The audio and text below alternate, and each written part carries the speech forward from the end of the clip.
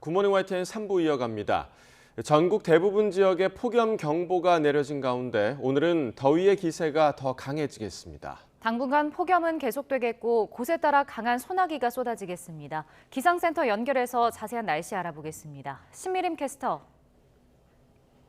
네, 기상센터입니다. 네, 오늘은 어제보다 덥다고요? 네, 나날이 뜨거운 기온이 쌓여만 가고 있습니다. 오늘 서울의 한낮 기온은 35도로 올여름 들어서 가장 덥겠고요. 전남 화수는 무려 37도까지 치솟으며 사람의 체온보다도 높겠습니다. 오늘도 전국이 대체로 맑겠지만 낮 동안 자외선과 오존이 무척 강하겠고요. 오후 한때 중부와 전북 동부에는 5에서 60mm의 소나기가 지나겠습니다. 이번에도 좁은 지역에 강한 비가 예상되는 만큼 피해 없도록 주의하셔야겠습니다. 지난 밤사이 곳곳에서 열대야도 나타났습니다. 현재 서울 기온은 25.5도, 부산은 26.9도로 후텁지근한데요. 낮 기온은 대부분 35도 안팎까지 오르겠습니다. 오늘 서울의 한낮 기온은 35도가 예상되고요. 대전과 광주, 대구 모두 36도 선까지 크게 오르겠습니다. 당분간 밤낮 없는 무더위가 계속되겠고요. 곳곳에 소나기가 자주 내릴 전망입니다. 지금까지 날씨 정보였습니다. 전국에 폭염이 기승을 부리면서 이틀 만에 최소 15명이 목숨을 잃은 것으로 추정됩니다. 숨진 사람들은 온열 질환에 취약한 고령자로 대부분 밭일을 나갔다가 변을 당했습니다. 질병관리청은 무더위가 지속하면서 두통, 어지러움, 피로감, 의식 저하 등 온열 질환이 나타날 수 있는 만큼 야외 활동을 자제하고 수분 섭취를 늘리는 등 건강관리가 필요하다고 강조했습니다. 중국 상하이 부근에 상륙할 것으로 보이던 제6호 태풍 카눈의 경로가 바뀔 것으로 보입니다. 기상청은 태풍이 일본 오키나와 부근을 통과해 중국으로 북서진하다 상하이 부근에서 북진으로 방향을 틀 것으로 보인다고 밝혔습니다. 진로는 무척 유동적이지만 일본 규시로 급격히 방향을 틀거나 서해로 올라올 가능성도 있습니다. 기상청은 오늘 오전 수시 브리핑을 통해 태풍 진로에 대한 자세한 분석 결과를 발표할 예정입니다. 이달 중순 미국에서 개최되는 한미일 정상회의를 통해 3국 협력이 새로운 차원으로 발전할 거라고 주미 대사가 밝혔습니다. 한미일 정상회담의 정례화 여부에 대해서도 실무 협의가 진행 중인 것으로 파악됐습니다. 워싱턴에서 권준기 특파원입니다. 조현동 주미 대사는 오는 18일로 다가온 한미일 정상회담이 특별한 이유를 3가지로 꼽았습니다. 다자회의 계기가 아닌 한미일 3자 회담 그 자체를 위한 최초의 회의라는 점과 바이든 대통령 취임 이후 캠프 데이비드에서 열리는 첫 정상회의라는 점을 우선 강조했습니다. 대통령 별장인 캠프 데이비드는 영국 처칠 수상과 구소련 흐루쇼프 서기장 등이 다녀간 역사적인 회담 장소입니다. 그만큼 바이든 대통령이 우리 대통령과의 친분, 또 한미 관계, 그리고 한미일 3자 협력에 대해서 매우 각별하게 생각하고 있다는 뜻으로 평가합니다. 이번 회담이 성사된 배경에 우리나라가 결정적인 역할을 했다는 점도 부각했습니다. 한일 관계 개선을 바탕으로 한미일 3국 협력을 한 차원 높일 수 있게 됐다는 겁니다. 한미일 협력을 새로운 수준으로 발전시켜 나갈 수 있었던 데는 삼각대의 한 축인 한일 관계의 개선이 있었기에 가능했다고. 회의는 자유토론 형식으로 열리지만 후쿠시마 오염수 문제는 주제에 들어가 있지 않다고 고위 당국자는 말했습니다. 북한의 잇따른 도발과 러시아 무기 제공 등에 대해서는 집중 논의가 이루어질 것으로 보입니다. It certainly did not appear that Defense Minister Shoigu was in North Korea for vacation. We won't hesitate to do so in the future. 이번 회의를 계기로 한미일 3국 정상회의가 정례 협의체로 발전할지 주목되는 가운데 실무협의에서 관련 논의가 진행 중이라고 고위 당국자는 밝혔습니다. 미국, 일본, 호주, 인도가 참여하는 쿼드처럼 한미일 정상협의체도 정례화할지 여부는 결국 새 정상이 직접 만나 결정 지을 것으로 관측됩니다. 워싱턴에서 YTN 권준기입니다. 오송 지하차도 참사 책임과 관련해 한덕수 국무총리가 행정중심 복합도시 건설청장의 해임을 윤석열 대통령에게 공식 건의했습니다. 국무조정실 감찰에서 부실 대응이 드러난 최고위 공직자들에 대한 인사조치 요청도 이번 주에 이루어질 것으로 보입니다. 이승배 기자입니다. 국무조정실은 지난주 오송 지하차도 참사 원인에 대한 감찰 결과를 발표하면서 지휘 감독 책임이 있는 관리자에 대한 강력한 인사 조치를 예고했습니다. 실무진만 꼬리 자르기식으로 징계한다는 비판을 의식한 듯 지휘 고하를 막론할 것이며 정무직도 예외로 두지 않겠다고 밝혔습니다. 곧바로 최고위급 공직자 5명이 거명됐고 주말이 지나자마자 한덕수 국무총리가 실행에 들어갔습니다. 윤석열 대통령과 주례 회동에서 차관급인 이상래 행정중심 복합도시 건설청장에 대한 해임을 건의한 겁니다. 앞서 국조실은 하천범람의 원인으로 시공사의 부실한 임시 제방을 꼽으면서 행복청이 이를 제대로 감시, 감독하지 못했다고 지적했습니다. 이 청장은 정무직으로 징계 조치를 할 수 없어 임명권자인 윤 대통령이 직접 해임해야 합니다. 윤 대통령은 총리의 건의 내용을 들은 뒤 검토해보겠다고 답했다고 대통령실 관계자는 전했습니다. 한 총리는 이와 함께 이우종 충북도 행정부지사와 신병대 청주시 부시장, 정의영 흥덕경찰서장, 당시 충북소방본부장 직무대리 등에 대한 인사조치도 이번 주 내로 밟겠다는 뜻을 윤 대통령에게 보고했습니다. 국조실은 김교태 충북경찰청장은 이번 참사에 직접적인 책임이 있다고 보기 어렵다고 최종 결론 내렸습니다. 김영환 충북지사와 이범석 청주시장 역시 인사조치 검토 대상에 오르지 않았습니다. 국조실 관계자는 감찰 조사에선 인사조치 요청 대상이 아닌 선출직을 제외했지만 검찰 수사에서 어떻게 결론이 날지는 알 수 없다고 말했습니다. YTN 이승매입니다. 윤석열 대통령이 오늘 오전 용산 대통령실에서 국무회의를 주재합니다.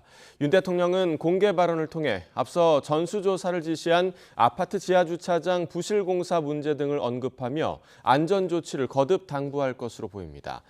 또 전국에 폭염이 기승을 부리면서 사망자가 이어지는 것과 관련한 대책과 더불어 집중호우 피해 복구 지원도 점검할 것으로 전망됩니다. 교육부가 사교육 업체에서 돈을 받고 문제를 만들어 팔거나 강의를 한 교원들에 대해 실태 조사에 착수합니다. 교육부는 오늘부터 2주 동안 교원을 대상으로 사교육 업체와 연계된 영리 행위 이력에 대해 자진 신고를 받고 이를 토대로 영리 활동 실태를 파악한 뒤 현장 단속에 나설 예정입니다. 교육부는 자진 신고를 하지 않았다가 향후 감사 등에서 사교육 업체와 연계된 불법 영리 활동이 확인되는 경우 무관용 원칙에 따라 더욱 엄중하게 조치하겠다고 밝혔습니다. 웹툰 작가 주호민 씨의 아들을 학대한 혐의로 신고를 당해 직위 해제된 특수교육 교사가 오늘 복직합니다. 임태희 경기도교육감은 SNS에 올린 글에서 이 사건은 교사 개인의 문제가 아니라 경기도교육청 특수교육 시스템 전체를 흔들 수 있다고 생각한다며 해당 특수교육 선생님을 복직시키기로 했다고 밝혔습니다. 임 교육감은 이어 이제 선생님들이 더 이상 혼자 대응하지 않도록 교육청이 기관 차원에서 대응하겠다고 말했습니다.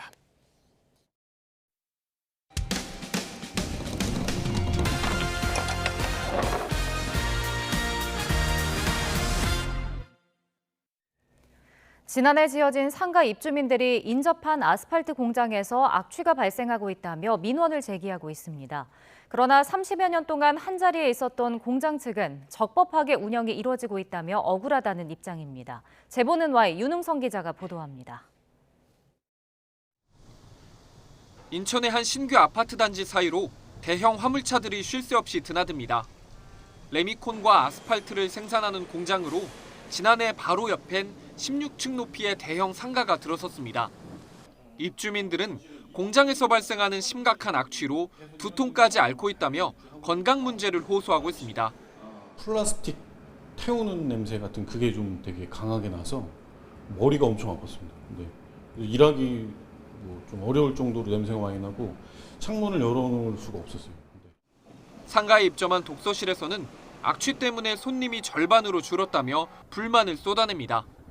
그 당시에 왔다가 팍 줄어버렸어요, 반을. 공장 측은 1980년대 말부터 30년 넘게 같은 자리에서 줄곧 영업을 해왔다며 억울하다는 입장입니다. 이제껏 문제없이 공장을 운영해왔는데 상가와 아파트 등이 들어서면서 민원이 제기되고 있다는 겁니다. 또 아스팔트 생산 과정에서 악취가 발생할 수는 있지만 오염물질 저감 장치 등을 설치해 적법하게 운영하고 있다고 주장했습니다. 이 주변은 전부 다 공장지대였었죠.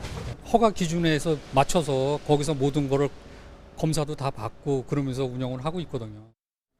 실제 관할 구청에 민원이 잇따라 제기되면서 올해 들어서만 3차례나 검사를 실시했습니다. 검사 결과 모두 기준에 적합하다는 판정이 나왔습니다. 도심 확장 과정에서 아스팔트 공장을 둘러싼 갈등은 이곳만이 아닙니다. 앞서 경기 안양시에서도 1980년대 지어진 아스팔트 공장 인근에 2000년대 초부터 아파트들이 들어서며 갈등을 빚어왔습니다. 우여곡절 끝에 지난 2018년 공영개발로 공장을 없애기로 합의했지만 다시 법적 분쟁이 생겨 아직 첫 삽도 뜨지 못했습니다. 전문가들은 시민들의 불편을 고려해 정부와 지자체 차원에서의 공장 이전을 추진하는 게 현실적인 해법이라고 말합니다. 시민들이 느끼는 불편이나 여러 가지 위생상의 문제 이런 것들에 대해서 시에서 보상을 통해서라도 풀어주는 게 합리적인 해결책이라고 생각을 합니다.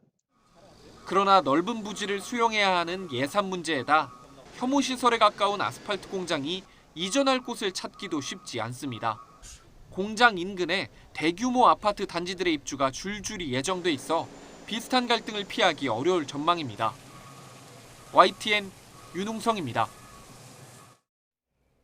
인기 차량의 출고 시기를 앞당겨주겠다며 고객을 속여 구매 대금을 가로챈 자동차 매매 중개업자가 구속됐습니다. 경기 남양주 북부경찰서는 지난 27일 사기 혐의로 30대 남성 A씨를 구속해 조사하고 있습니다. 자동차 매매 중개업자였던 A씨는 재작년부터 지난 4월까지 새 차를 구매하려는 고객들에게 접근해 알고 있는 거래처를 통해 인기 차량 출고 시기를 앞당겨주겠다며 차량 구매 대금과 장기 대여 보증금을 가로챈 혐의를 받고 있습니다. A씨에게 돈을 맡긴 피해자는 26명, 피해 금액은 12억 원에 달합니다. 장애가 있는 남학생을 집단 폭행한 여학생들이 경찰에 붙잡혔습니다. 울산 동부경찰서는 여중생 3명을 폭행과 상해 혐의로 불구속 입건해 조사하고 있습니다. 이들은 지난 27일 장애가 있는 또래 남학생인 A군을 불러낸 뒤 인적이 없는 골목 등에서 3시간 가까이 폭행한 혐의를 받고 있습니다. A군은 병원에 입원했는데 경찰에 기절할 뻔할 정도로 수없이 맞았다고 진술한 것으로 알려졌습니다. 다만 여중생 3명 중 일부는 혐의를 부인하고 있어 경찰은 정확한 사실관계를 파악할 방침입니다. 대장동 비리 일환인 50억 클럽 의혹을 수사하는 검찰이 박영수 전 특별검사의 구속영장을 다시 청구했습니다.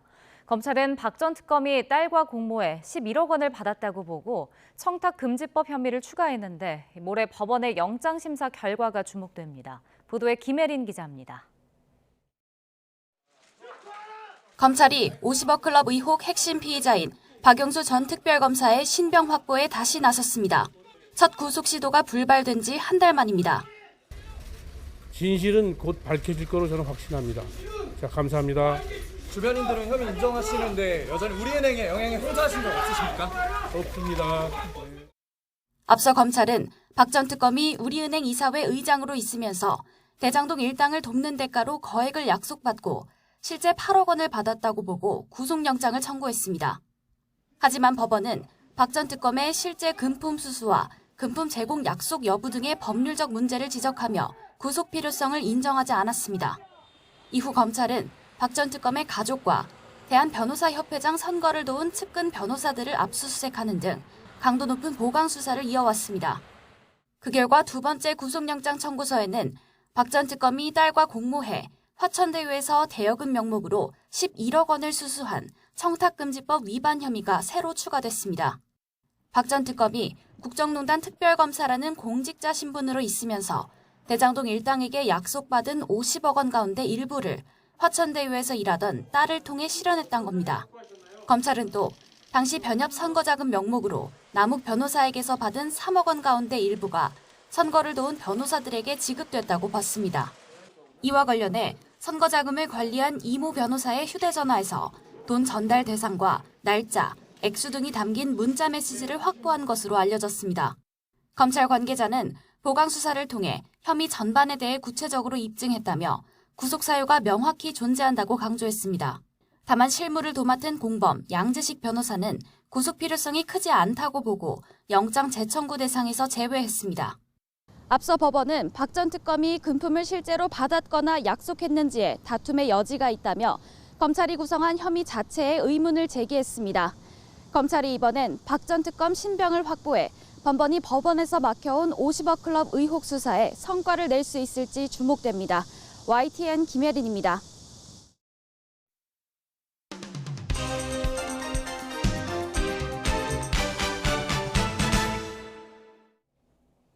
네, 8월의 첫날입니다. 오늘 아침 신문은 어떤 소식 다뤘는지 짚어보겠습니다. 이현웅 아나운서가 정리해왔습니다. 어서 오십시오. 안녕하십니까?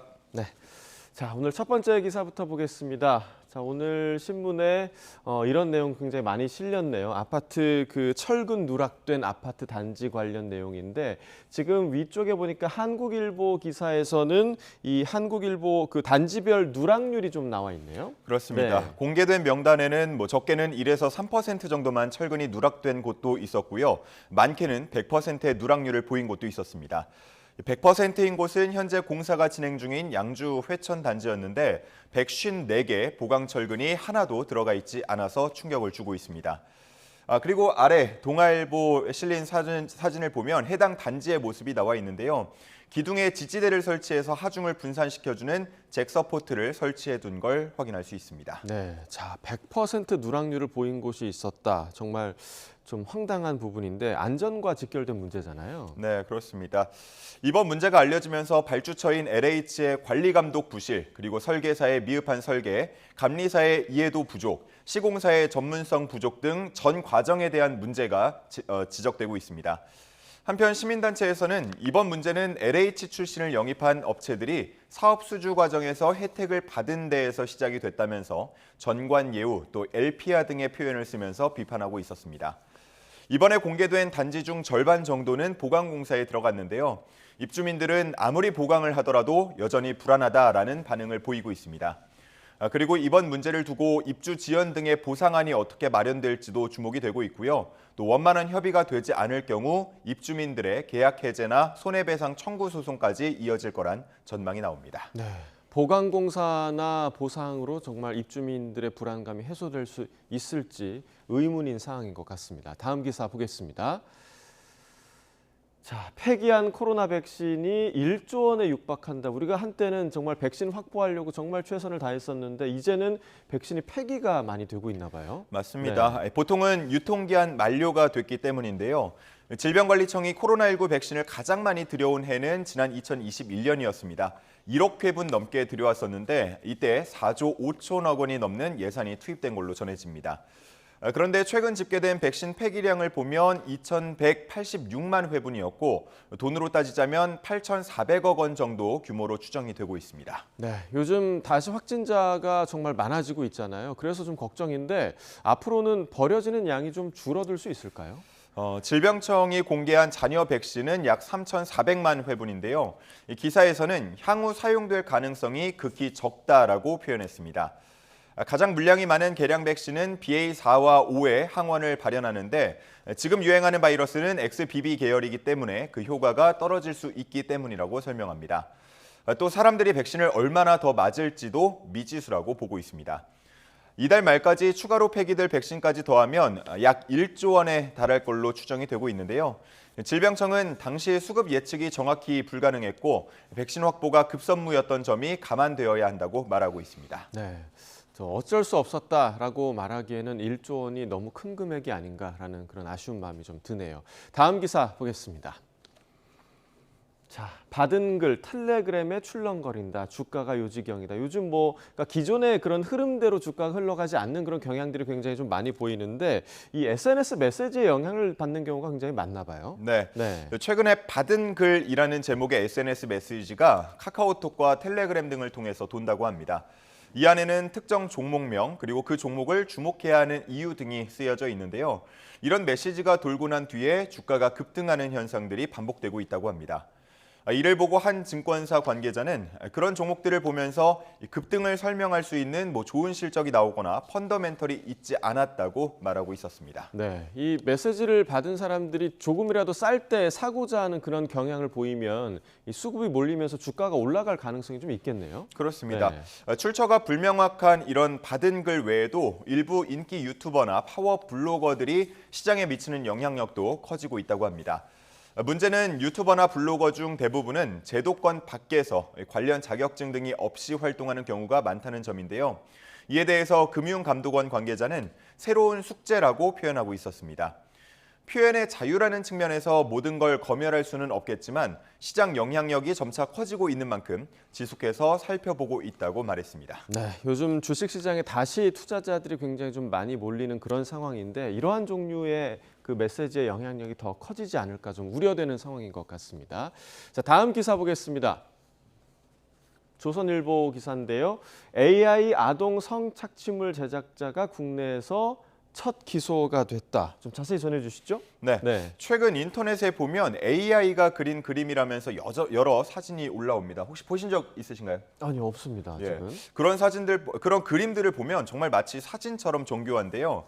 그런데 이런 AI 프로그램을 악용해서 여성 아동이 등장하는 성착취물을 만든 40대 남성이 구속 기소됐습니다. 국내에서 AI 프로그램으로 음란물을 제작한 혐의로 재판에 넘겨진 첫 번째 사례인데요. 해당 남성은 10살, 또 나체 이런 키워드들을 이용해서 성착취물을 제작한 걸로 조사됐습니다. 이에 대해서 검찰은 실제 아동을 출연시킨 것과 동일하게 보고 아동 청소년의 성보호에 관한 법률, 아청법 등의 혐의를 적용했습니다. 네, 가상의 이미지라고 하더라도 문제를 좀 심각하게 본 그런 사안인 것 같습니다. 그렇습니다. 그러니까 정말 AI가 그린 건지 사람이 그린 건지 헷갈릴 정도로 정교하게 그렸을 것 같아요. 네, AI가 그린 그림이 더욱 더 정교해지고 또 사실적으로 보이게 되면서 관련 성착취물이 심각한 사회 문제로 떠오르고 있습니다.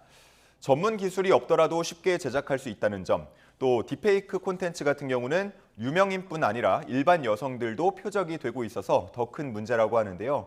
이번 국내 첫 기소 사례가 경각심을 높일 수 있을지 주목되고 있습니다. 네, 앞으로 이러한 종류의 기소가 더 증가하지 않을까라는 생각을 해보고 더욱더 큰 경각심을 좀 가져야 할 거라고 생각이 듭니다. 자, 마지막 기사 보겠습니다. 자, 사진이 하나 실려 있는데요. 이 바인더가 보이고 현금 지폐가 한 장씩 좀 끼워져 있어요. 어떤 사진인가요? 네, 요즘 40대 이하에서 유행하는 현금 챌린지의 한 모습이라고 합니다. 이 현금 챌린지는 하루나 또 일주일 단위로 목적에 따라서 사용할 현금을 미리 나눠놓고 계획된 소비만 하는 절약 문화라고 볼 수가 있겠는데 참여자들은 소비 습관을 점검하고 바로잡는 데 큰 도움이 된다고 말하고 있습니다. 쓰는 돈이 눈에 보이니까 불필요한 지출을 막는 효과가 있다고 말하고 있습니다. 네. 근데 우리가 챌린지라고 부르면 단순히 내가 행동하는 것만으로 끝나지 않잖아요. 이런 걸 또 SNS에 올리기도 하는 건가요? 맞습니다. 절약 문화에 일종의 놀이 문화를 더하곤 하는데 한 주 동안 아낀 돈을 저금하는 영상을 찍어서 올리거나 자신만의 저축 꿀팁을 SNS를 통해서 공유하기도 합니다. 현금만 사용하다 보면 가끔은 좀 뭐 하는 건가 싶을 때도 있다는데 서로 응원 댓글을 달면서 힘을 낸다고 합니다. 한 심리 전문가는 이 챌린지라는 행위를 통해서 절약을 궁색한 처지가 아닌 현명한 소비자의 자세로 인정받는 셈이라고 이 현상을 분석하고 있었습니다. 네, 저도 요즘 좀 소비 습관을 바꿔볼까 하는 그런 생각을 갖고 있는데 좋은 방법인 것 같습니다. 네, 굿모닝 브리핑 이현웅 아나운서와 함께했습니다. 고맙습니다. 감사합니다.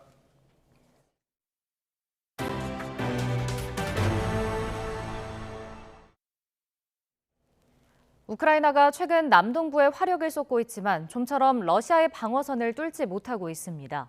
이런 가운데 우크라이나는 러시아의 가로막힌 흑해 대신 크로아티아 항만을 통한 곡물 수출을 타진하고 있습니다. 보도에 이상순 기자입니다.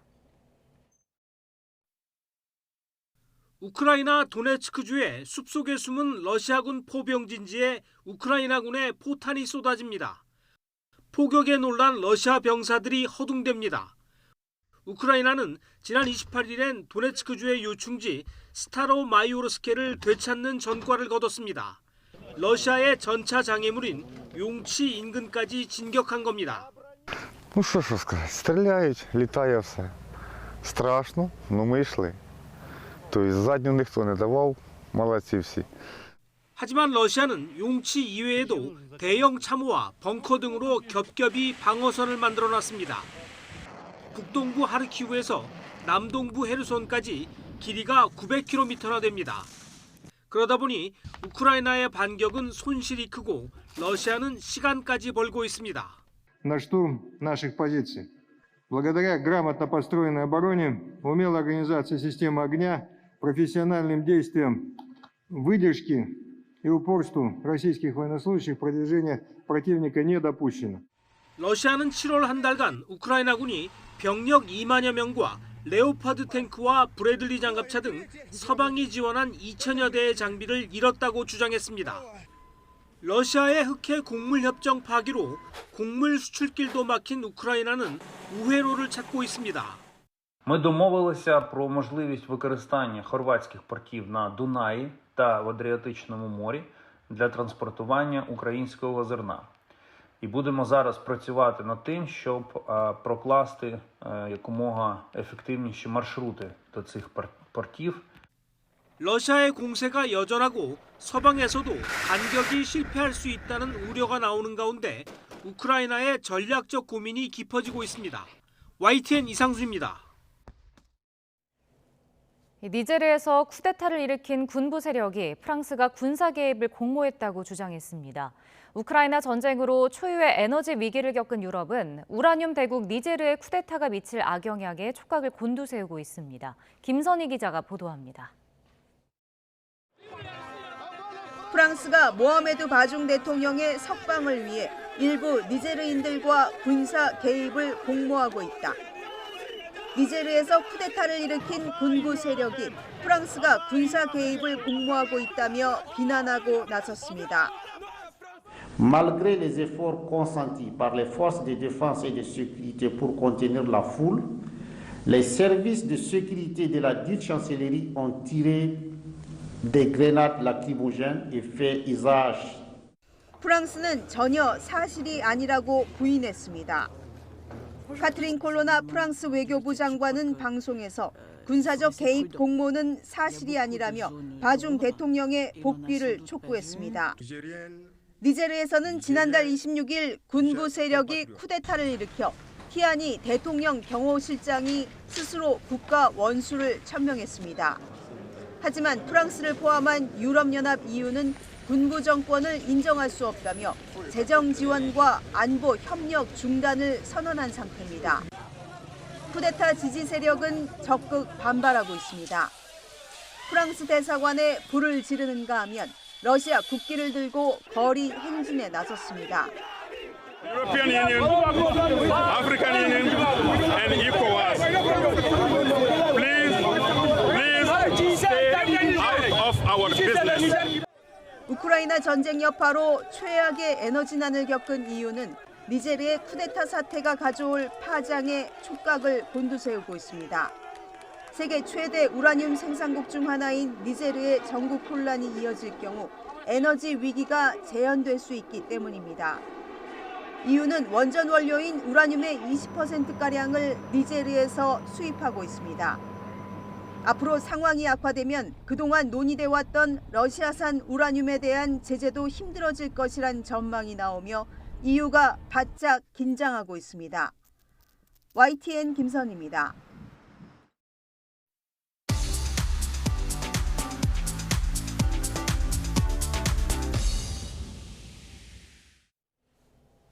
경제 소식을 빠르고 친절하게 전달해드립니다. 오늘 굿모닝 경제는 허준영 서강대학교 경제학부 교수와 함께하겠습니다. 어서 오세요. 어서 오십시오. 자, 인천 검단 아파트 지하주차장 붕괴 사고의 원인으로 이제 철근 누락이 꼽혔는데 굉장히 좀 많이 발견이 되고 있습니다. 이렇게까지 해도 되나 싶을 정도인데 뭐 건설 시스템 전반에 문제가 있었던 것으로 드러나고 있어요. 그러니까 보니까 이게 무량판 구조라는 걸 먼저 이해하시면 좋을 것 같은데요. 저희가 보라는 게 있습니다. 기둥과 기둥 사이에 세로 가로로 놓는 또 기둥이 있죠. 그게 이제 천장을 떠받치는 구조인데요. 무량판 구조는 그 보가 없는 구조입니다. 그래서 상대적으로 시공비가 낮고 그다음에 그 보가 없으니까 그만큼 두께가 빠지죠. 그래서 높이를 좀 확보할 수 있는 그런 좋은 점이 있거든요. 그래서 2017년 이후로 본격적으로 많이 이제 도입된 시공법인데요. 당연히 이러다 보니까 조금 안전성에 있어서 튼튼하게 설비를 시공을 하지 않으면 이게 좀 문제가 생길 수 있습니다. 인천 검단이 대표적인 예였고요. 그래서 그때 이제 한번 일이 있고 나서 이게 한국토지주택공사 LH에서 이제 시공한 2017년 이후에 시공 아파트를 전수조사를 한 곳을 해봤더니 그 중에 15곳에서 수도권도 있고 지방도 있습니다만 여기서 조금 문제가 있는 것으로 드러났고요. 이것은 사실은 저희가 이제 설계를 할 때 안전성을 중심으로 설계를 해야 되는데 경제성을 중심으로 설계를 한 건 아닌지, 설계가 제대로 됐다면 시공은 또 안전하게 되었는지, 그리고 설계랑 시공을 잘 감리했는지, 이 세 가지 문제, 설계, 시공, 감리의 모든 문제들이 지금 얽혀 있는 부분이라고 보는 것 같습니다. 네, 이런 문제가 좀 드러나니까 정부가 같은 구조 아파트에 대해서 전수조사에 나서겠다라고 밝혔는데 이게 건설업계 전반으로 좀 파장에 미칠 수도 있을까요? 네, 이게 2017년 이후에 준공되거나 지금 건설 중인 아파트 한 293곳 정도가 지금 무량판 구조로 가고 있거든요. 이거는 LH 말고 민간에서 건설하고 있는 부분입니다. 굉장히 적지 않은 아파트 단지의 숫자고요. 전반적으로 지금 건설업계 자체가 원자재 가격 상승 이런 것 때문에 분양가도 올라가고 전반적으로 또 올해 부동산 시장이 그렇게 좋지 않은 편이었기 때문에 부담이 좀 있는 상황에서 여기서 이제 추가적인 비용 상승 압력 등이 발생할 수 있고 그다음에 소비자들의 신뢰 하락 같은 것들이 생길 수 있고요. 이런 문제들이 생기면 아무래도 재시공을 해주거나 보강 공사를 해줘야 되는데 이제 하자 보수 예치금이라고 건설사들이 건설 시공을 하고 아파트를 준공을 할 때 한 3% 정도를 혹시라도 하자가 생길 걸 대비해서 떼어놓습니다. 이런 데서 당분간 뭐 이렇게 재원 조달을 해서 한다고 하더라도 전반적으로 소비자들의 신뢰 하락이나 비용 상승의 압력 같은 것들은 있을 수밖에 없어서 가뜩이나 좀 어려운 건설 경기가 조금 더 부정적인 영향을 받을 가능성이 있을 것 같습니다. 이렇게 되면 아파트 건설에 대한 그런 국민들의 불신이 굉장히 커질 수밖에 없을 것 같은데요. 자, 이어서 세금 얘기를 좀 해보도록 하겠습니다. 올해 상반기 세금 수입이요, 지난해 같은 기간보다 40조 원 가까이 줄어든 것으로 나타났습니다. 우리가 계속해서 세수 부족 얘기를 굉장히 많이 했었는데 세수 진도율도 지금 2000년대 들어서 가장 안 좋았다고 하더라고요. 이렇게 보면 계속해서 좀 세수가 덜 거치겠다 이런 예상이 좀 가능할 것 같습니다. 네, 그럴 것 같습니다. 그럼 저희가 3대 세목이라고 불리는 세수 항목이라고 불리는 게 부가가치세, 소득세, 그다음에 법인세인데요. 이 세 부분 다 지금 생각보다 작년보다 덜 거치고 있고요. 지금 앵커께서 지적해 주신 것처럼 정부가 매년 초에 올해는 세금이 얼마나 거칠 것이다라고 하는 그 예상치에 비해서 매달 얼마씩 지금 누적으로 거치고 있는지에 대한 세수 진도율이 있거든요. 그 진도율이 최근 한 5년 평균 같은 경우를 보면 한 52% 정도 됩니다. 근데 올해는 이게 44% 정도라는 거죠. 평소보다도 한 8% 정도 낮고요. 작년이 좀 세수가 약간 더 좋았었는데 작년에 비해서 한 10% 정도 낮은 상황입니다. 그래서 올해 예를 들어서 작년에 남은 기간 동안 거친 세금만큼 올해 나머지 기간 거친다고 하더라도 세수 결손이 한 44조 정도 일어날 것으로 생각되는데 저희가 생각하는 사실은 1년 뭐 세수가 뭐 300조에서 400조 정도 사이거든요. 그러면 여기서 44조라는 것은 적지 않은 숫자죠. 네.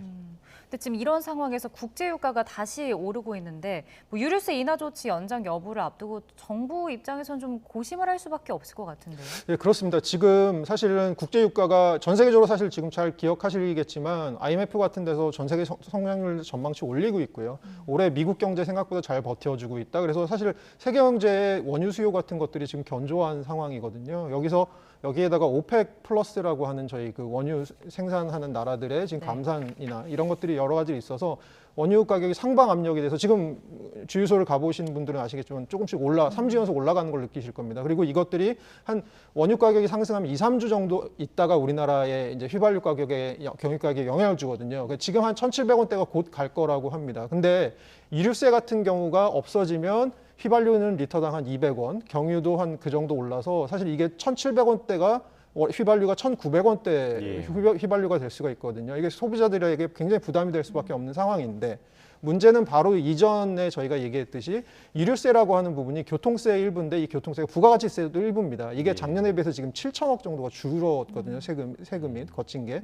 그러니까 이 부분이 사실 2021년 9월부터 고물가 등등을 이유로 정부가 조금 소비자들에게 보조를 해주는 의미로 이류세를 가져가고 있었는데 이날을. 이것이 지금 없어졌을 때 사실 세수 측면에서는 뭐 도움이 될 수 있겠지만 소비자들, 국민들의 지금 가뜩이나 경기가 안 좋고 어려운 상황에서 또 이 상황에서는 좀 부담이 될 수밖에 없는 굉장히 어려운 네. 딜레마에 빠져 있는 것 같습니다. 고민이 될 수밖에 없는 상황인 것 같고요. 또 일본 얘기를 해보면 지금 엔저 현상이 계속 지속되고 있습니다. 얼마 전에 900원대가 또 깨졌죠. 800원대까지 지금 갔는데 그래서 우리나라 관광객들이 굉장히 일본을 많이 찾고 있더라고요. 상반기 그 통계를 보니까 300만 명이 넘었습니다. 우리나라에서 일본을 간 사람들이. 그런데 반대로 일본에서 우리나라를 찾은 분들은 지금 100만 명이 채 안 되고 있거든요. 그래서 좀 우려가 커지는 것 같습니다. 네, 이게 뭐 단순히 일본이 지금 어떻게 보면 엔저 플러스 일본이 최근에 물가 상승률이 되게 낮았기 때문에 상대적으로 굉장히 가격 경쟁력이 우리나라 관광객들이 여행 가기 가격 경쟁력이 있는 것으로 보이는데요. 이제 문제는 지금 말씀하신 대로 거의 한국 분들이 한 분 정도 세 분 정도 가실 때 일본 분들은 한 분 정도 오셨다라는 거고요. 지금 일본에 올해 입국한 외국 관광객 중에 30%가 한국인이라고 합니다. 그리고 또 하나 비교해 볼 점은 저희가 코로나 있기가 전에 2019년 상반기 기준으로 봤을 때 일본 한국 관광객들이 일본에 가는 거 한 80% 정도 회복이 됐는데요. 일본 관광객들이 한국 방문하는 거 지금 한 50% 정도밖에 회복이 안 된 상황입니다. 이것들이 사실은 저희 관광 수지를 통해서 경상 수지를 조금 더 악화시킬 가능성이 있고요. 그것이 아마 이제 국가 경제 전체적으로 좀 부담이 될 수 있는 부분이 있을 수 있을 것 같은데 이 부분들에 대해서는 사실은 저희가 조금 대비를 하는 것도 사실 어려운 게 일본은행 같은 경우는 지금 완화 정책을 약간씩은 철회하는 분위기로 가고 있습니다만 이게 생각보다 좀 길어질 가능성이 있거든요. 그래서 엔저가 생각보다 조금 길어질 가능성, 제가 말씀드릴 길어질 가능성은 올해를 넘겨서 내년까지 갈 수 있는 가능성이 충분히 있기 때문에 기조적인 조금 흐름이 있지 않나. 그러니까 그런 측면에서 우리에게 좀 불리하게 지금 작용하는 측면이 있지 않나 보고 있습니다. 그러니까 이런 엔저 현상이 산업 쪽에서도 영향을 받을 수밖에 없는 게 뭐 조선이나 철강 같은 제품이 이렇게 수출 경쟁력이 좀 떨어질 수 있는 건 아닌가요? 그러니까 맞습니다. 이게 아무래도 가격 경쟁력 측면에서 조선이나 뭐 철강 그리고 우리나라 반도체, 가전 이런 부분들은 일본 기업들과 사실 국제 시장에서 경쟁을 하고 있고요. 이게 아무래도 엔화가 싸다 보면 일본 제품들의 가격 경쟁이 좀 올라갈 수 있는 가능성이 있습니다. 이런 부분들에 대해서 제가 방금 전에 말씀드린 기업들 그런 직군의 기업들이 좀 문제가 될 수 있는데 또 한편으로 생각해 보면 2010년대 초반을 피크로 그 이후로 이제 한국과 일본의 전반적인 수출 경합도는 좀 떨어지고 있는 추세이긴 하거든요. 이런 측면에서는 또 일부 특정 산업에 좀 어려운 부분도 있을 수 있지만 경제 전반적으로는 약간 일본과 지금 경쟁을 하는 부분은 좀 줄어들고 있는 부분도 있어서 이런 부분들에 대해서는 향후 어떤 쪽에 힘이 더 강하게 작용할지에 대해서 좀 무역이나 정책이나 이런 전반적인 업계에서 지속적으로 모니터링할 필요가 있을 것 같습니다. 네. 자, 마지막으로 밤사이 해외 증시 상황 함께 좀 짚어보겠습니다. 소폭이긴 하지만 뉴욕 증시 모두 상승 마감했네요. 네, 3대 지수 모두 상승했고요. 그리고 올해 이제 기업 실적 발표를 이제까지 굉장히 많은 기업들이 했는데 그 중에 한 80% 정도의 기업이 생각보다 이익이 더 많이 난 것으로 나오고 있고요. 이것이 뭐랑 또 연결되냐 하면 결국 미국 경제가 경착륙할 수 있는 가능성과도 연결되고 있거든요. 이런 측면에서는 지금 미국 주식시장이 아직은 조금 더 핑크빛 무드에 좀 남아있는 것 같습니다. 네. 알겠습니다. 오늘 굿모닝 경제 여기까지 듣겠습니다. 허준영 교수와 경제 이야기 나눠봤습니다. 고맙습니다.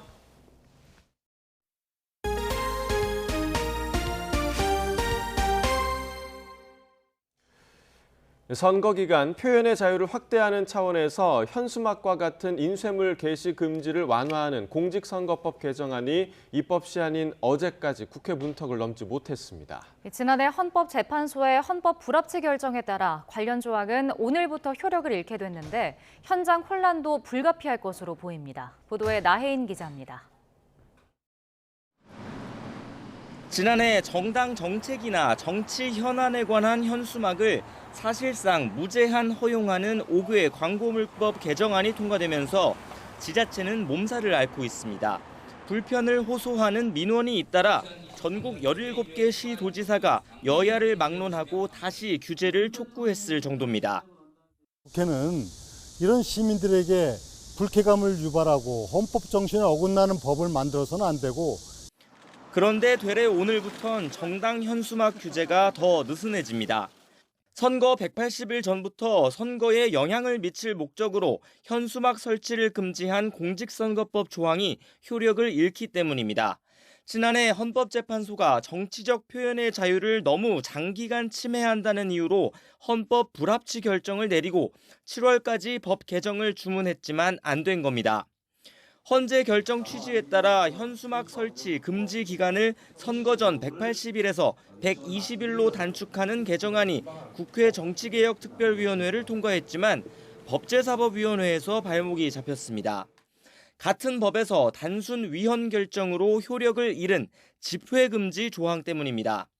선거 기간 모든 집회나 모임을 일률적으로 금지하는 건 위헌이라는 헌재 판단에 따라 정개특위가 참가 인원 30명을 새 기준으로 제시했는데 법사위에서 모호하다는 지적이 이어졌습니다. 왜 30명으로 끊어져야 되는 것인지, 다른 5개 열거된 모임은 왜 인원수에 관계없이 2명만 모이더라도 금지돼야 되는지. 정개특위가 의결한 그 전제하에서 우리가 통과는 시켜야 되는데 인원수로 제한하는 것은 현실적으로 맞지 않잖아요. 이렇다 보니 대체 입법이 시급한 현수막 관련 논의까지 뒷전으로 밀렸습니다. 국민들 우려를 가지게 했다는 점에서는 여야가 공히 반성해야 된다고 생각합니다. 8월 중으로는 본회의 의결이 될 수 있도록. 시각적으로도 불편한 점이 많으실 것 같아요. 가능하면 빨리 처리해야 될 것 같고 현장에서 혼란이 발생하게 된 것이 굉장히 좀 유감스럽습니다. 여야는 뒤늦게 속도전에 나서겠다고 입을 모았지만 당장 오는 10월 예정된 서울 강서구청장 보궐선거부터 현수막 난립 등이 우려됩니다. 입법 공백이 해소될 때까지 현수막뿐만 아니라 선거 관련 광고나 벽보 같은 인쇄물 게시도 가능해졌습니다. YTN 나인입니다. 더불어민주당 이재명 대표가 이동관 방송통신위원장 후보자 지명을 두고 윤석열 정권은 홍위병 집합소라는 오명을 벗어나기 어려울 거라며 지명 철회를 거듭 촉구했습니다. 이 대표는 어제 최고위원회의에서 윤 대통령 부부 심기 경호만 열중하며 궤변으로 국민을 우롱하는 인사들이 지금도 내각에 가득하다면서 이같이 말했습니다. 이어 국민이 아무리 반대해도 정권의 오만한 인사 폭주가 멈추지 않고 있다며 더는 인사가 망사가 돼선 안 된다고 비판했습니다. 국민의힘 윤지욱 원내대표는 야권이 반발하는 진짜 이유는 공영방송 정상화가 두렵기 때문이라고 주장했습니다. 윤 원내대표는 어제 최고위원회의에서 공영방송이 중립적 방송으로 제 모습을 되찾으면 민주당 주특기인 가짜뉴스 공세가 무력화될 수밖에 없어 어떻게든 방통위 정상화를 막겠다는 속셈이라며 이같이 밝혔습니다. 이어 지난 2017년 민주당이 정권을 잡자마자 방송장악 문건을 만들고 이를 실행했다는 것이 대법원 판결로 밝혀졌다며 방송장악이 민주당의 전공 분야임을 지적하지 않을 수 없다고 말했습니다. 최근 한 시사평론가가 더불어민주당 이재명 대표의 10월 사퇴설을 제기해 당내 묘한 파장이 일고 있습니다. 당 핵심 관계자들이 근거 없는 소설이라고 일축했지만 최근 재부상한 사법 리스크와 8월 위기설이 사퇴설의 배경으로 작용했다는 분석도 나옵니다. 보도에 손효정 기자입니다. 이재명 10월 사퇴설은 이 대표가 이선으로 물러난 뒤 조기 전당대회를 열어 친명계 K의원을 밀기로 공감대를 모았다는 내용이 핵심입니다. 최근 한 보수 평론가가 제보를 받았다며 이 같은 정치적 구상을 한 주체로 친명계 핵심 의원들을 지목하면서 파장이 일었습니다. 추석 이후에 10월 달에 퇴진할 거로 이재명 대표가 이미 생각을 하고 있고, 그래서 K 의원을 당대표로 밀겠다. 그리고 지금 40명의 의원을 다 지금 하나의 뜻으로 모았다. 총선 승리를 위해선 무엇이든 하겠다는 이 대표 최근 발언과 맞물리며 아예 불가능한 얘기는 아니라는 관측도 나왔습니다. 하지만 민주당 핵심 관계자들은 근거 없는 소설, 이른바 찌라시 수준에 불과하다며 불쾌한 기세까지 내비쳤습니다. 턱도 없는 찌라시 수준의 그냥 소설이다. 남의 당을 상대로 소재로 해서 그런 식의 소설을 써대는 것은 매우 부적절한 거다. 전혀 논의된 바 없고 장성철 소장의 카더라 통신이나 술자리에서 하는 얘기를, 가상의 소설을 이렇게 정치 영역으로 소환하는 거는 이 대표는 웃음으로 K 의원으로 지목된 김두관 의원은 웃지 못할 해프닝으로 치부했습니다. 그 10월 사퇴설 이런 게 좀 잠깐 나왔었는데 좀 어떻게 보세요? 글쎄. 어떤 모 기자가 전화가 와서 자가 발전한 거 아니냐 이렇게 하길래 알다시피 저는 자가 발전의 자자도 모르는 사람이지 않나. 다만 현 시점에서 사퇴설이 시사하는 바가 적지 않다는 분석도 있습니다. 내년 총선 승리를 위한 하나의 카드로 거취 문제는 여전히 열려있는 것 아니냐는 친명계 핵심 의원의 진단도 있는 데다 특히 최근 검찰이 대북 송금 의혹 등으로 추가 영장을 청구할 가능성이 제기되며 다시 떠오른 사법 리스크, 8월 위기설이 사퇴설을 부채질하고 있다는 겁니다. 통합 행보로 주목받은 이낙연 전 대표와의 회동에서도 극적인 장면은 연출되지 않으면서 완전 봉합엔 이르지 못했다는 평가도 나옵니다. 이 때문에 당 안팎에선 10월 사퇴설에는 이 대표의 불완전한 리더십에 대한 불안 심리가 반영된 것 아니냐는 지적도 나옵니다. YTN 손효정입니다. 코로나19 1차 대유행에 책임이 있다며 대구시가 신천지 교회를 상대로 제기한 손해배상 소송이 양측의 화해로 일단락됐습니다. 신천지는 역학조사 방해 혐의로 기소된 형사재판에서도 무죄 판결을 받아 사실상 대유행 책임을 벗게 됐습니다. 보도에 이윤재 기자입니다. 지난 2020년 2월 신천지 대구교회를 중심으로 코로나19가 걷잡을 수 없이 확산했습니다. 대구 지역 코로나 확진자 가운데 신천지 교인이 62%에 달할 정도였습니다. 대구시는 집단 감염의 원인을 제공했다며 1,000억 원 규모의 손해배상 소송을 제기했습니다. 신천지 교회 측에 법적 책임을 묻고 방역 활동이나 감염병 치료 등을 위해 공공에서 지출한 비용을 회수하고자 합니다. 3년 넘는 다툼 끝에 법원은 서로 화해하라는 결론을 내렸습니다. 역학조사 관련 문서가 확보되지 않아 대구시의 주장이 입증되지 않는 등 재판 과정에 진척이 없다는 겁니다. 그러면서 대구시가 소를 취하하고 소송 비용은 각자 부담하라고 공고했습니다. 대구시는 홍준표 시장의 의견에 따라 화해 권고를 받아들였습니다. 소재기 자체가 무리한 소송이다. 유일하게 신천지 사람들한테만 치료비를 별도로 받겠다. 그 사람도 대한민국 국민 아닌가요? 그 사람도 대구 시민들 아닌가요? 앞서 신천지는 대법원까지 가는 공방 끝에 역학조사 방해 등의 혐의를 묻는 형사재판에서도 무죄 판결을 받았습니다. 지난 2020년 대구를 중심으로 한 코로나19 1차 유행에 단초가 됐던 신천지 교회. 교인들의 집단 감염으로 막대한 사회적 비용이 지출됐지만 잇따른 법원 판단에 신천지는 아무런 책임을 지지 않게 됐습니다. YTN 이윤재입니다. 지구 생물의 80%가 바다에서 서식하는 만큼 해양 바이오 산업이 미래 성장 동력으로 떠오르고 있는데요. 바다에 서식하는 해양 생물을 연구해 제품화하는 연구센터가 완도에 문을 열었습니다. 오선열 기자가 전해드립니다. 맥반석이 깔린 청정 해역이 펼쳐지고 바닷속엔 해조류들이 춤을 추듯 살랑입니다. 2,200여 종의 해양 생물이 서식하는 전남 완도입니다. 해양 생물의 보고 완도에 해조류를 연구해 제품화하는 조선대학교 해양 헬스케어 유효성 실증센터가 들어섰습니다.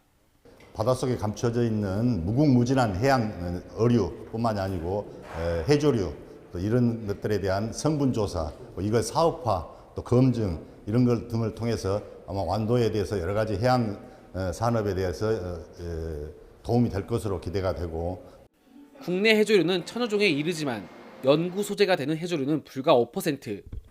조선대학교는 지난 2007년부터 해양생물연구센터를 운영하며 국내 해조류 연구에 매진했습니다.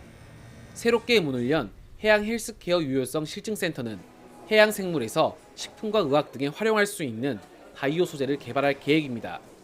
각종 해양생물 소재를 가지고 건강기능식품, 의약품, 화장품 소재를 개발하는 그런 평가센터입니다. 그래서 앞으로 해양 바이오 산업의 클러스터로서 중추적인 역할을 할 것으로 기대됩니다.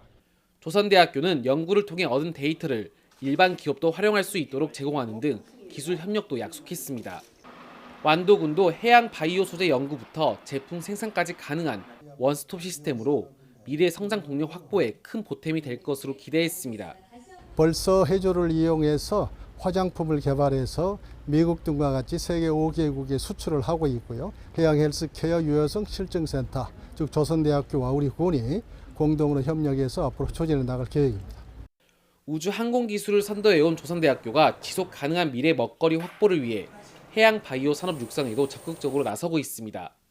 YTN 오사일입니다.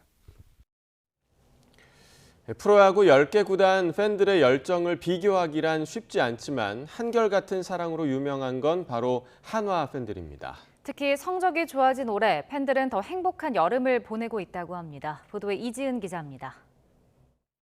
일찌감치 3년 연속 꼴찌를 확정한 한화 이글스. 그러나 성적과 별개로 팬들의 사랑은 어느 팀보다도 뜨거운데요. 야구계 보살로 불리는 최하위 성적에도 긍정적이었던 한화 팬들. 경기력이 확 달라진 올해는 어떨까? 대전구장을 가득 메운 팬들은 지난 8연승의 기쁨을 잊지 못합니다. 저 너무 기뻐요. 제가 8연승을 살면서 볼 줄도 몰랐고 정말 너무 기뻐서 요즘 자리 있는 대로 맨날 야구 보러 오거든요. 여전히 지고 있어도 평정심을 잃지 않고 하나를 응원하고 안타 하나에도 마치 승리한 것처럼 행복해하는 모습입니다.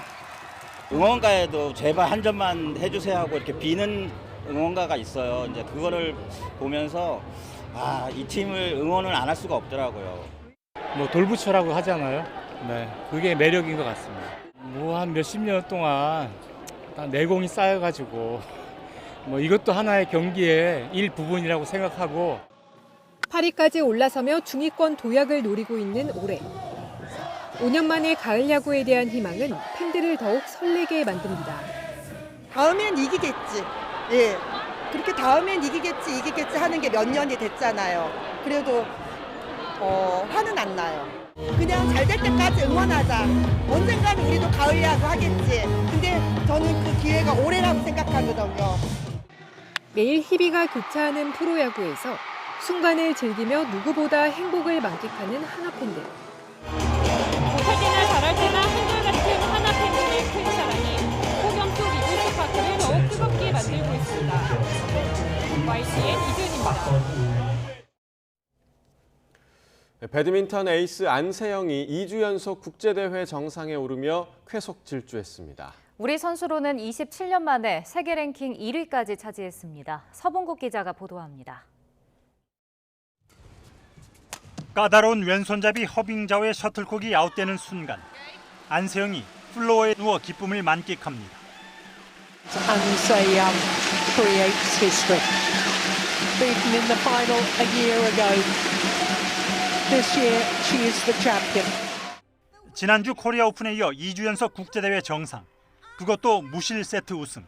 올해 벌써 7번째 금메달입니다. 올해 모두 12개 대회에서 11번 결승에 진출해 시즌 7승. 현 1위 야마구치를 추월해 방수현 이후 우리 선수는 27년 만에 세계 1위가 됐습니다. 고무적인 것은 스타일이 각각 다른 여자 배드민턴 강자, 이른바 빅4를 차례로 격파하면서 이룬 성과라는 점입니다. 언제나 힘들었던 야마구치는 물론 3위인 천적 1002패, 그리고 4위 타이찐까지 각 선수별 8색조 전략으로 넘어섰기 때문입니다. 공들이 제 사전 범위 안에 있으니까 공격이 다양하게 쉽게 되더라고요. 그래서 이제 공격 포인트를 한 번씩 할 때마다 저도 좀 뿌듯하면서. 자연스레 시선은 8월 덴마크 세계 선수권과 올가을 아시안게임에 모입니다. 안세영은 호주 오픈 대신 귀국을 선택했고 컨디션 관리와 보강 훈련에 중점을 둔다는 계획입니다.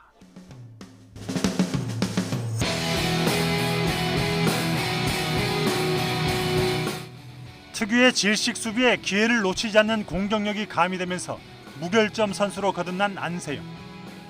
날카로운 스매시는 세계 선수권, 아시안게임 시상대에 가장 높은 자리를 겨냥하고 있습니다.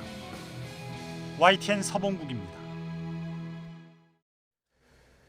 50여 년 전 한국에서 영어 강사로 활동했던 미국인 부부가 우리 옛 그림과 사진 자료 등 1,500여 점을 기증했습니다. 국외 소재 문화재 재단은 게리 에드워드 민티어와 메리앤 민티어 부부가 한국에서 수집하고 기록한 자료 1,516점을 기증받았다고 밝혔습니다. 기증받은 자료 중에는 조선 후기 화가 송수면이 그린 매죽도와 조선 중기 학자 이유장이 유교 경전 춘추에서 일부를 모아 편집한 춘추 집주 목판 등 희귀 자료도 포함됐습니다.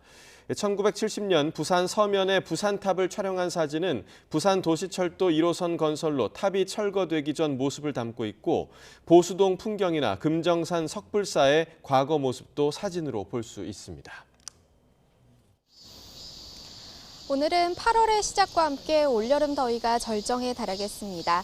전국 대부분 지역에 폭염경보가 내려진 가운데 오늘 서울 한낮 기온은 35도, 전남 화수는 37도까지 올라 올 최고 기온을 기록하겠는데요.